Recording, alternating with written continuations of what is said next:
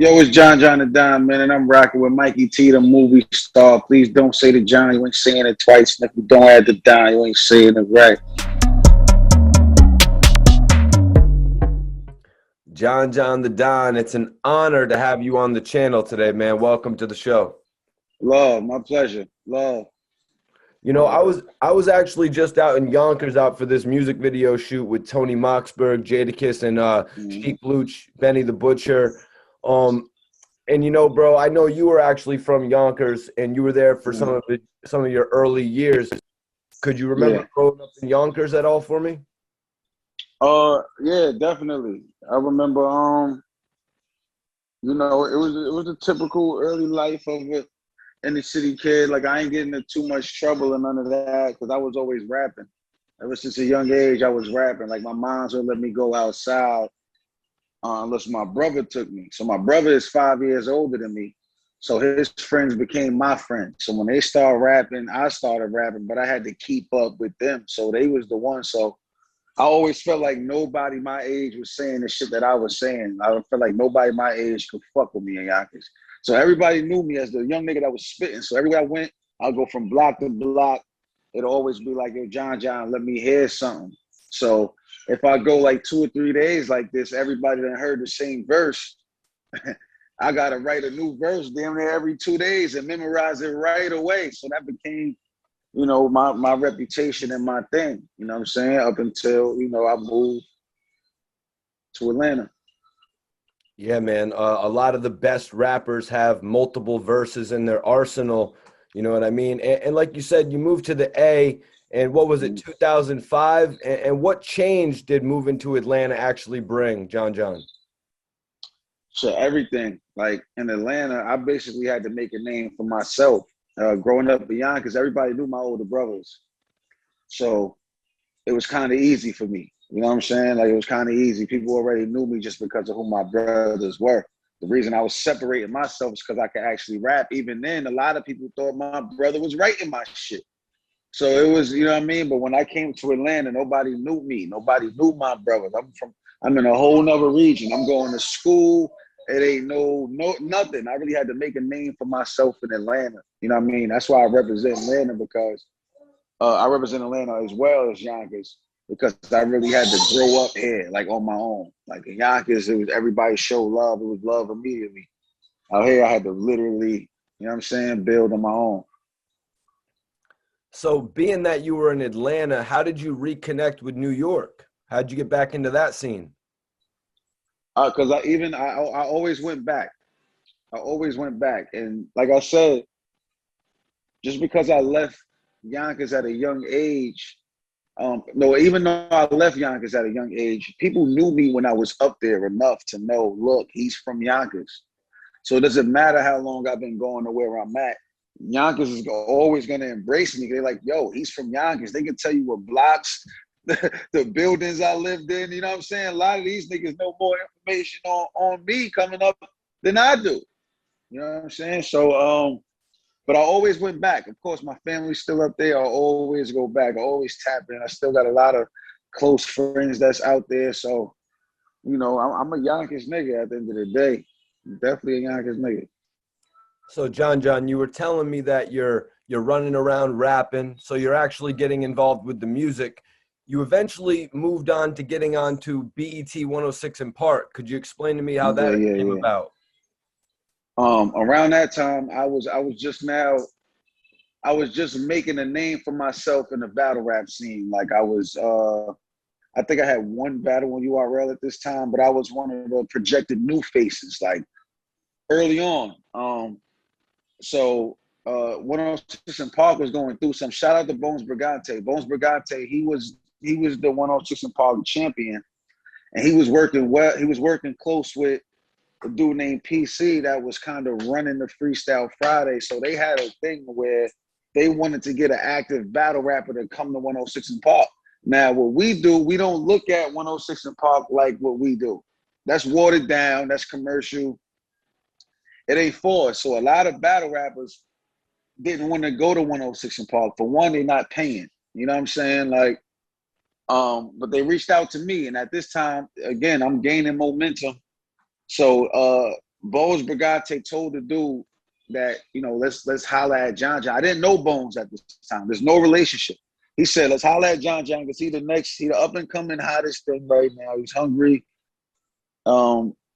Let's reach out to him. So even though I had like 2 battles booked that month, it was in October. I still did it because I was thinking like, well, if I could do all of this shit, I'm the greatest. Can't nobody tell me nothing. But yeah, so that's how that happened. I never auditioned. They actually called me to go up there. These are facts. I don't know how anybody else got a 106 in Park, but I didn't audition. They called me. They reached out to me. So you actually connected with Smack before being on 106 in Park? Yeah, for sure. I made the link between Smack and 106 in Park. Take me into it, man. So you familiar with the Ultimate Freestyle Friday when Smack was on 106 in Park with Bow Wow? Sort of when they re-upped on it. Huh? Sort of when they re-upped on it. They took it, they were like, let's re-up on this. Exactly. So it all started from that time that I went to 106 in Park, what you just asked me about. So when I went there, of course, the battle rap community, they all really tuning in to 106 now. Yo, John John is on 106. You know what I'm saying? So they all tuning in. So they get a lot of viewers on this particular one. And the judges voted against me.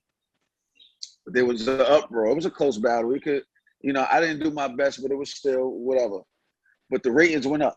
You know what I mean? And people were mad that I lost, all of that. So I didn't even leave the studio yet. I'm walking out. I didn't even leave it. Yeah, we want to bring you back for a wild card. And so they start asking more questions like, who is he? Yeah, he's a battle rapper. He do this for real. Well, on what platform? He does this on Smack, URL, boom, boom, boom. You know what I'm saying? And then I already had a relationship with Bow Wow through my brother and Bow Wow. They was partners for a while. So they reached out and then made that whole connection. That's why a lot of the battles you see me standing right there behind them and all of that. Is because from when I went there, they acknowledged what we do and then reached out to the platform that I was on. And being that I had a relationship with Bow Wow, it was easy. So how did you get with Smack in the beginning for him to, like, you know, take you serious enough to put you on URL and actually battle? I started on Grind Time. But then of course, you know, when URL started coming in, they was looking for specific people. My buzz wasn't all the way there. I had like people was saying, like I was one of the nicest battle rappers in Atlanta at that time, in the South. The South was a new division, and I was kind of spearheading it. Me, Saya Boy, a couple of us, and we was kind of spearheading it. But it was like the lowest division, but I was like at the top of the lowest division. And then certain people was getting calls. Like Saya got a call to URL before I did, and by the time I got a call, I think I had a battle that hit World Star. I think it was me and Bricks Bellevue. It was a 1-round battle. It hit World Star. Somebody used that and sent it to somebody, a contact over there, URL, and then they called me, and then yeah, that's how that happened. But my first battle I got booked for didn't go down because I got locked up. And then I got locked up, but then when I came home, I don't know what was going on with my opponent, what was going on, but B Magic was supposed to battle Bricks Bellevue, the same battle that I had that was on World Star. And Bricks, I remember talking to Bricks, he said he couldn't make it. This was on a Wednesday. The battle was going to be on a Saturday. So I got in touch with Smack, whoever. I got in touch with B Magic. I said, look, I'm going to be up there this weekend anyway. I could step in if you still want to battle. I could step in, but we got to make it a 1 round because we only got 2 days. You sitting on 3 rounds for this nigga. I ain't no dummy. You know what I'm saying? So we made it 1 round. That's why you see I'm the only nigga that got 1 proving ground battle. And my 1 proving ground battle was a 1 round, which is the B Magic. So that was on 3-day notice. But that was my entry to URL Smack. Once they seen that, it was up. You know, John, that's interesting that you say that, you know, before your first URL battle, you actually, you know, you got locked up so you couldn't make it because your next opponent has actually had a couple things like that pop up in his history. Tsu Surf. Yeah, Tsu Surf has actually got locked up a few times before battles. That's a fact. How are you feeling about this upcoming battle, John? John, is how you feeling about it in relation to what else you've done in your career? I mean, I feel like it's necessary. I feel like the shit that he's been talking for so long is like it really caught up to him in the worst way. Like it really caught up to him in the worst way. Like and I just he just in a bad predicament right now. But I feel like it's necessary. I feel like it's something that the people wanted.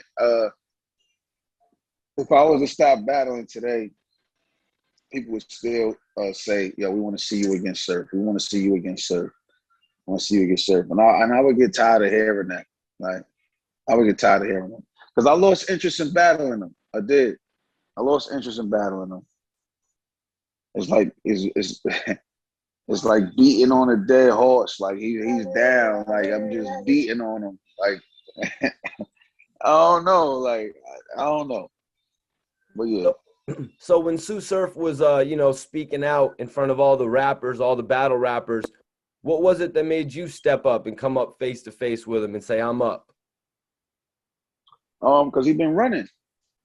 He been running. You can't say you about to come back and how you gonna come back and not see me?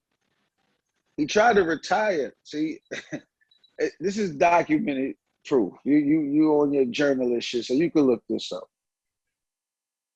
After Surf had his battle with 40 bars, his last battle, which against a chick that he lost to,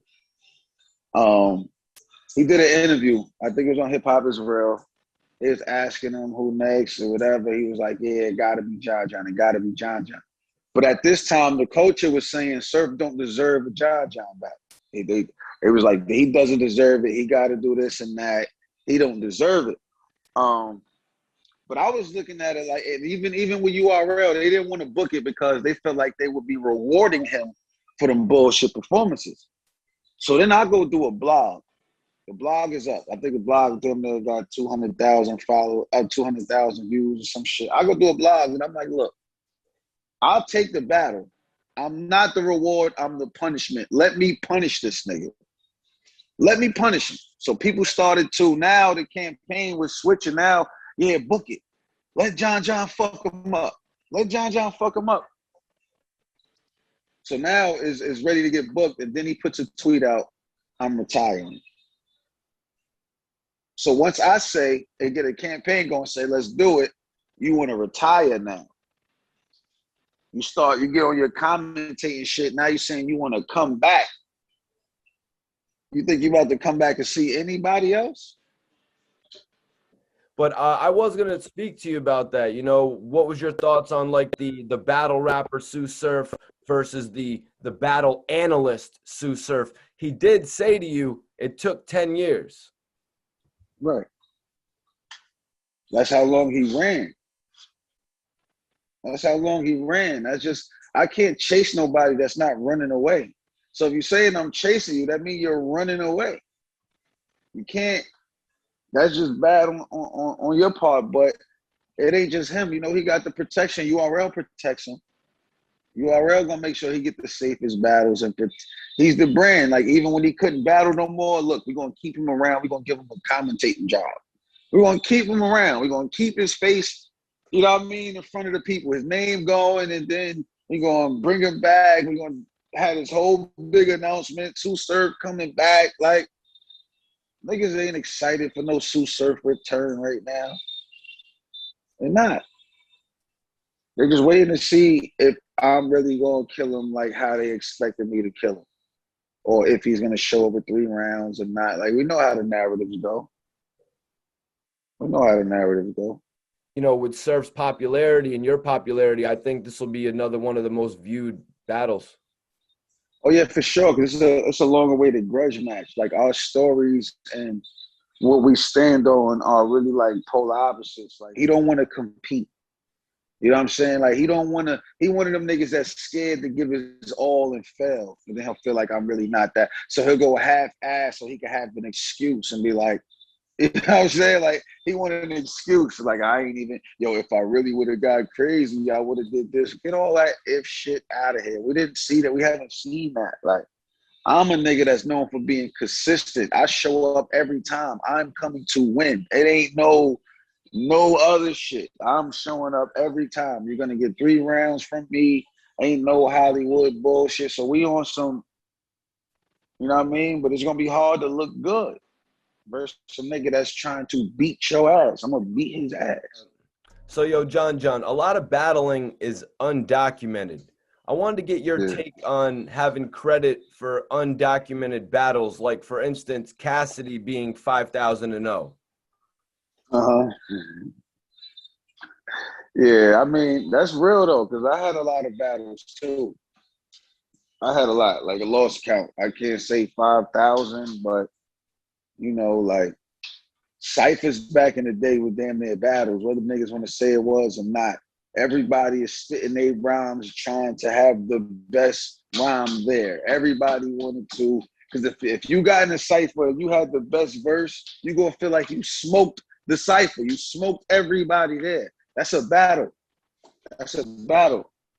So you done been in all types of shit like that. Like, Cassidy want to say it's 5,000, he can say it's 5,000. We can't argue that. Like, I don't, you know what I'm saying? Like, I could say at least 1,000. I'm pretty sure Cassidy probably ran across way more people than me.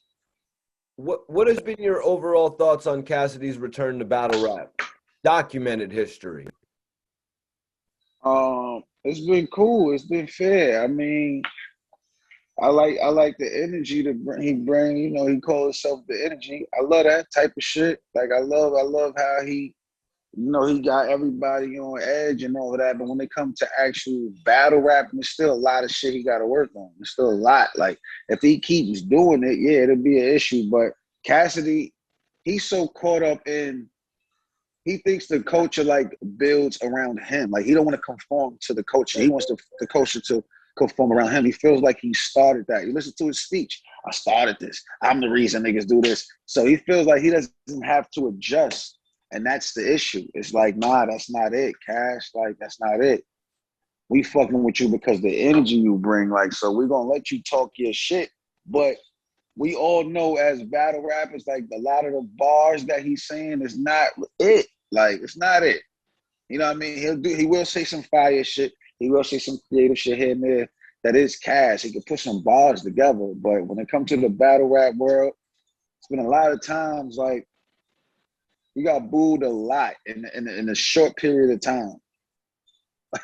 You've been booed a lot, and you want to say the majority of these people came to see you because you ask him. He sold these events out. You ask him. So if you sold them out, they came to see you. Why are they booing you if they came to see you? You can't say that's fire. That's not fire. You can't walk around and call yourself the GOAT when you've been booed in front of crowds that came to see you. But I don't want to sound like a Cassidy hater because everybody, oh, you a hitman, homie, you sound like a Cash hater. Nah, I'm just being real. I don't hate Cash, not one bit. Do you think that's a battle that you would be interested in, though? A battle with Cassidy? I mean,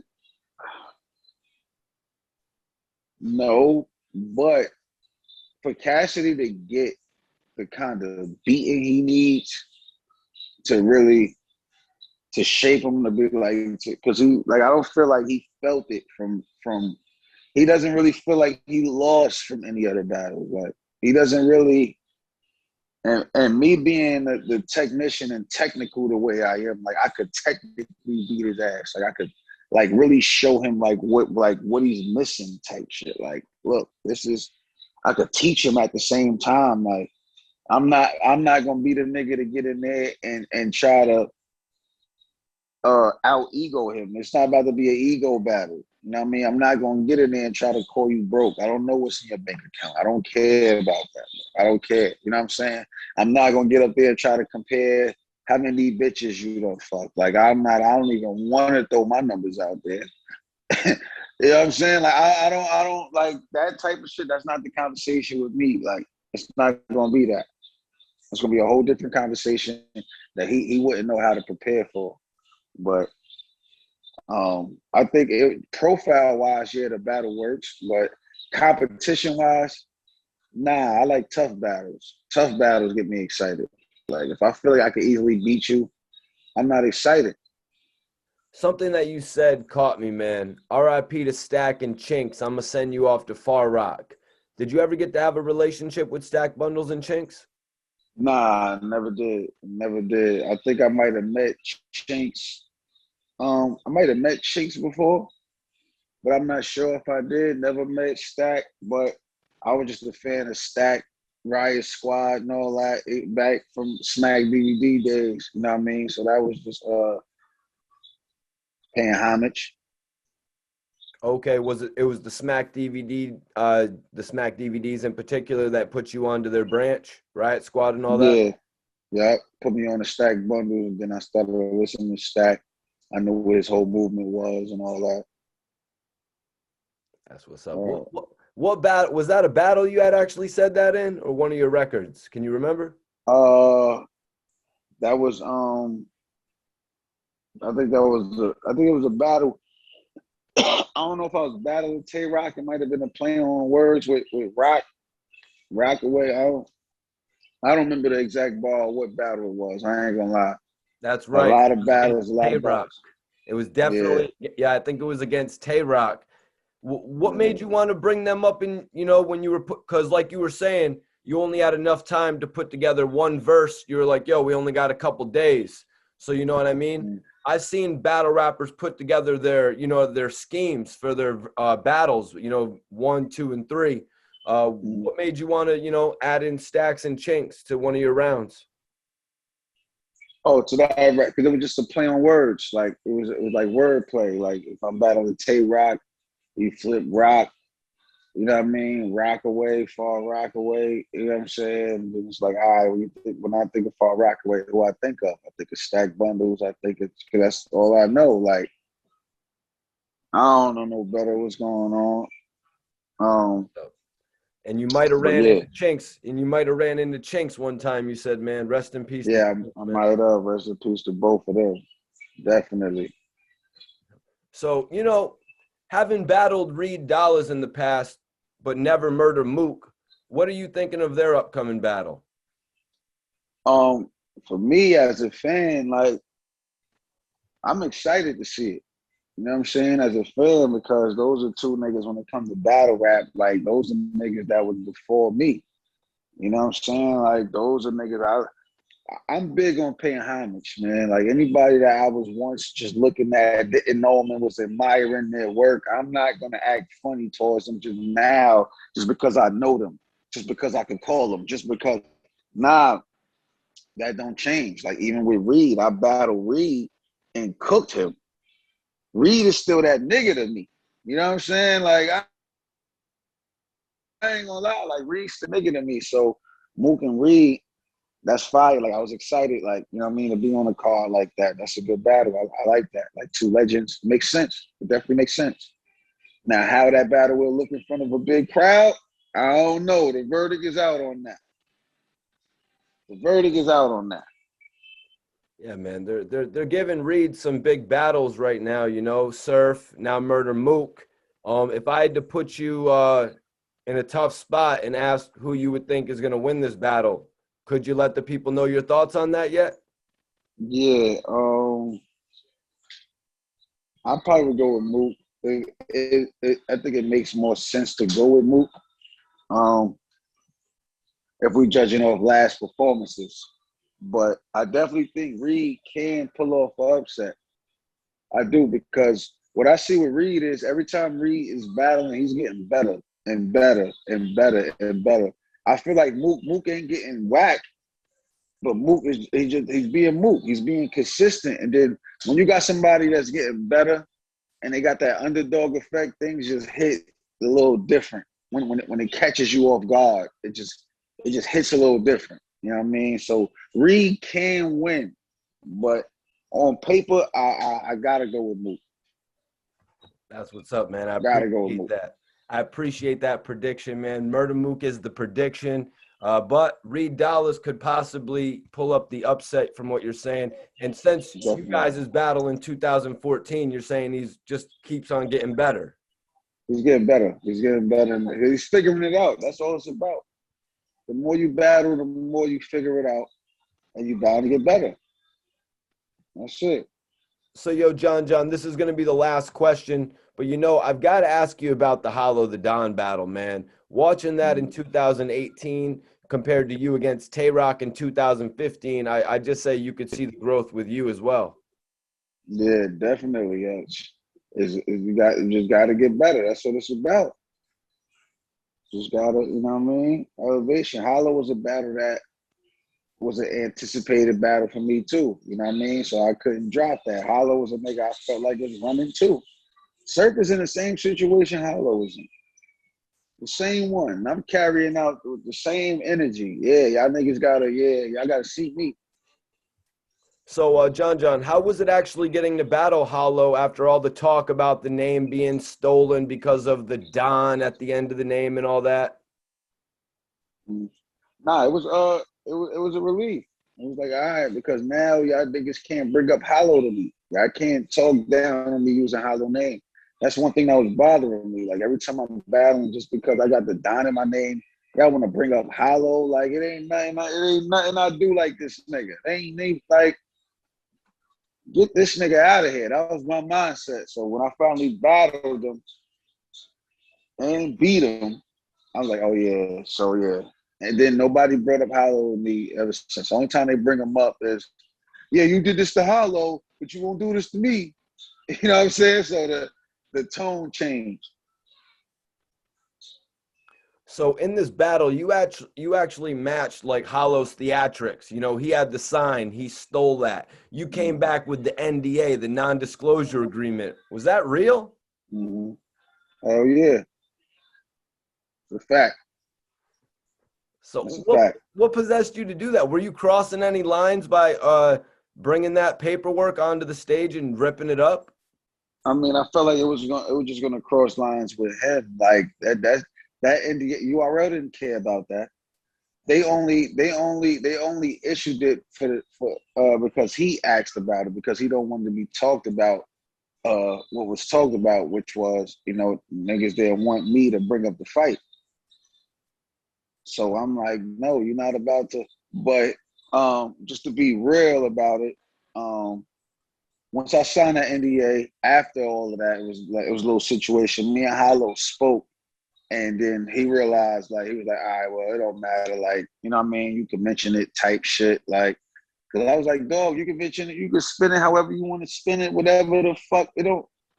And he agreed. So, but he wasn't expecting for me to pull that NDA out. I'll tell you that. That was classic, I've got to say, man.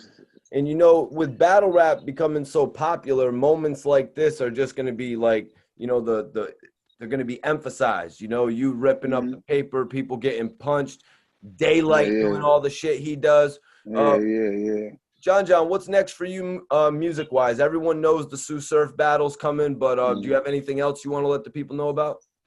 Yeah, I'm putting together a project I'm gonna drop in the fall. I've been recording. I got some dope features. I've been all of that's gonna come around the same time with the battle. And I got a lot of other announcements and shit making too. I'm partnering up with another streaming service. Shout out to Caffeine too. Salute to Caffeine. I got 2 deals with Caffeine. Salute Caffeine. But yeah, that's what's going on, man. Shout out to Mikey T, the movie star. You know what's going on, man.